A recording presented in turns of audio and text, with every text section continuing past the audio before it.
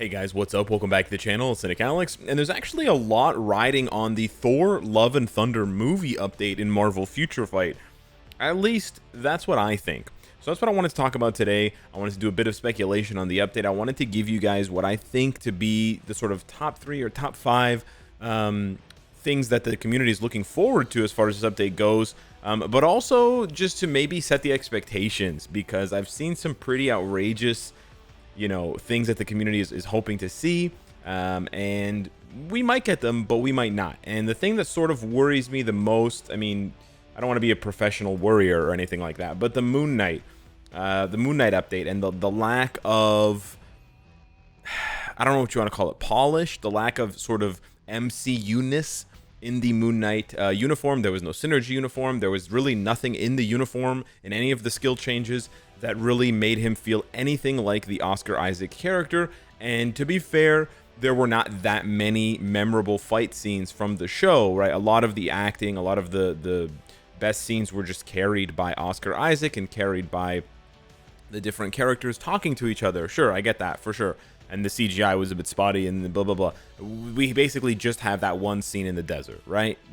That's probably the only scene that, and maybe the one where he jumps into the air and it's sort of, the camera shot is from below and he's got the cape and there's the moon behind him and it makes the cape makes the crescent shape, right? So it's basically just like two things. Okay.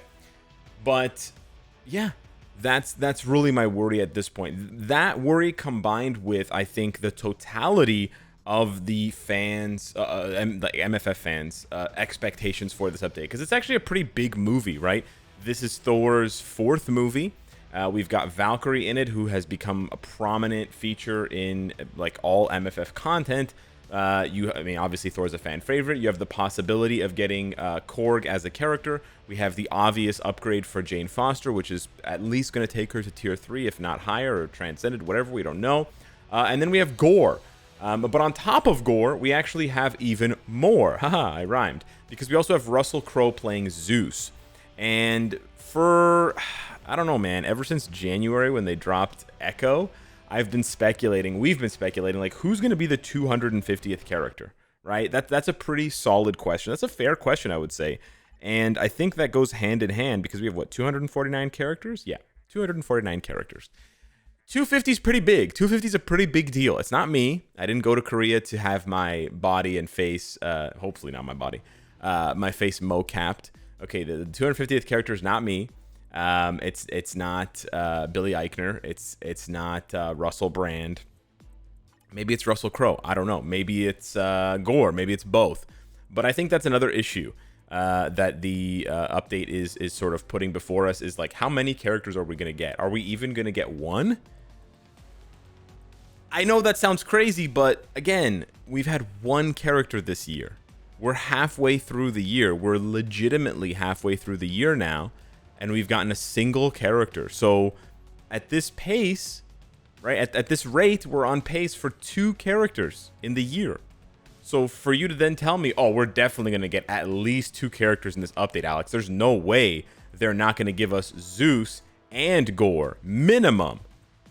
When you say it like that, it sounds a bit like we're setting ourselves up for disappointment. I would love to get Gorr and Zeus. I really would, but a lot of the updates lately have basically been like, pump the brakes there, bud.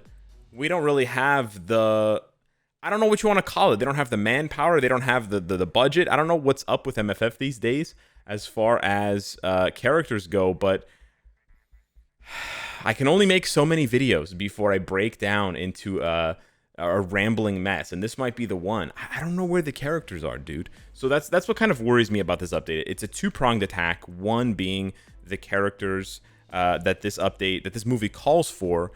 I just don't know if they're going to be fully reflected in the update. I would love it. I would love it if we got Zeus, Gorr, and Korg. I would be over the moon. But again, there's that nagging feeling in the back of my mind that we're going to have Moon Knight Part 2, and we're going to get a sort of, we're going to get an update that goes to the 3rd gear instead of to the 5th gear. And that's not all, because on top of that, we do see in the limited trailers, I don't want to spoil too much. I also personally have avoided a lot of the trailers, so I pulled A lot of this stuff just from Googling the word Thor, Love, and Thunder and going into Google Images. But we have a lot of different looks. We have a lot of different looks for these characters. And I'm not even including Thor and possibly Zeus and possibly Gorr. There's multiple looks. So again, I do think there is an unrealistic expectation of MFF fans sometimes. Okay, to play devil's advocate, I do think that sometimes we overextend and we expect the sun and the moon and the stars. But to be fair, we've gotten the sun and the moon and the stars a few times. If you look at like Endgame, Infinity War, but even more recently with some of the updates, we've gotten some really nice homages to existing content, but then we've also gotten ones that have felt sort of short. I think the two most recent ones that felt quite short are Infinity Ultron and now Moon Knight. So that worries me a little bit. It definitely does. But here's to hoping that, and honestly, not what I want, right? I do want the update to be an absolute banger. I love Thor, and I love pretty much every character involved in this movie in even a small way. So I'm really hoping that we can look back on this and say, oh yeah, well, Alex was wrong. That would be great. I would love that. But again, like the expectations go beyond just characters.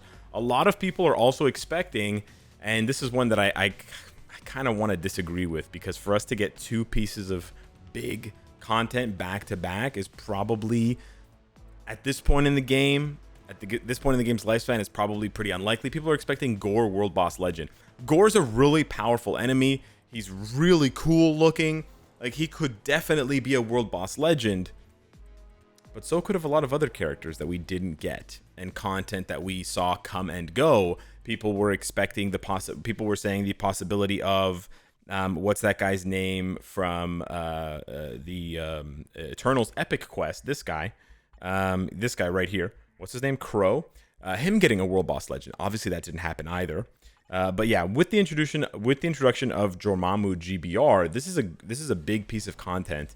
And although it mirrors a lot of the same design features as Galactus, with like a big boss hovering over you on a platformed stage, there's still a lot of new stuff. There's new patterns. There's whatever, blah blah blah. Like, it wasn't the easiest thing to rig. You have a lot of animations with Dormammu coming in and coming out and warping and whatever. Oh, speaking of which, thank you, Mr. Morale, but not right now. So part of me is like, the majority of me is like, I don't think we're going to get a Gorr World Boss Legend. It would make sense. On the other hand, to play devil's advocate, it would make sense because they just introduced Tier 4, right? And they introduced Dormammu GBR so that we can farm the Faltine, the soul of the Faltine, but it's not enough, and we need more Carbonadium. So perhaps this new World Boss Legend level 4, and again, the reason why they went so far as to number them, World Boss Legend 1, World Boss Legend 2, World Boss Legend 3, implies they plan on going further. 3 is a great number to stop on, but I doubt they're going to stop on 3. So, and they said in the dev note, they're going to add more World Boss Legends. They want to add 2 per year, roughly. So we might be seeing the second one now, although we got him a couple of months ago. But yeah, they're likely going to go to 4 to 5. Maybe they have a long-term plan of going all the way to World Boss Legend 10.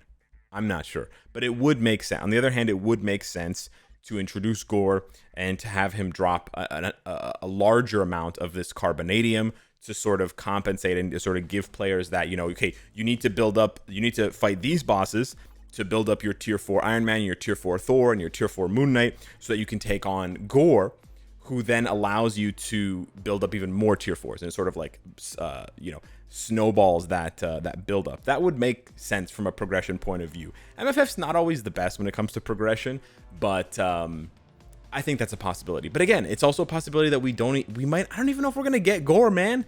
We've gotten one freaking character this whole year, and sure, we haven't had that many MCU updates, so that's maybe what you're thinking. Okay, we haven't really, all these updates are based on content that we have in the game already, characters we already have in the game, Hawkeye, Spider-Man, Guardians of the Galaxy, blah, blah, blah, blah, blah.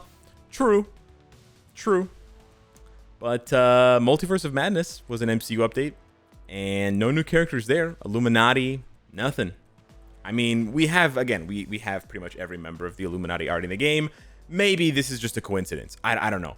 But my gut is telling me that maybe there's something to worry about. And I haven't even considered if the reworks are not good. Again, I don't want to be all doom and gloom, But the Moon Knight situation is kind of giving me some pause. So hopefully I'm wrong here. Hopefully the Thor update is an absolute banger, because I think the game needs it right now. I don't think the game's in a bad spot per se, but I think if the Thor update is sort of not a banger, then we're going to see a slide. We're going to see a dip in the player base. We're going to see people taking breaks again from the game. They'll probably pick up the uniforms, play around for a couple weeks, but then take a break, right? But on the other hand, if the update's an absolute banger, if the update is an absolute home run, then I think it could really give the game legs, because the next big landmark is the end of August, when we get the summer uniforms and seeing sort of who they want to make meta, because that's always a pretty big meta bump. Not long term, but short term, right? Like when they give Silk the uniform last year, boom, and she suddenly becomes like the second best speed hero or the best speed hero in the game. So I think players always sort of look towards that, even though it's a bit of a paywall whale splashing event, because it does offer us some more meta chasing activities. But yeah, let me know your thoughts on the Thor Love and Thunder update. Do you think I'm being unreasonably pessimistic, or do you think that there's real cause for concern? And maybe we'll hear something from the devs. I don't know. It hasn't been that long since the dev note, but on the other hand, they have added a lot of new stuff into the game recently, so it wouldn't hurt for them to take inventory and tell us, hey, this is how the tier 4 rollout has gone so far. We've seen this kind of adoption. Players are happy, unhappy, whatever, blah, blah, blah. Maybe throw a survey in there. We have the in-game survey function now. What happened to it? So yeah, hit me up in the comments down below. Let me know what you think. Thank you so much for watching, and I'll see you in the next one. Take care.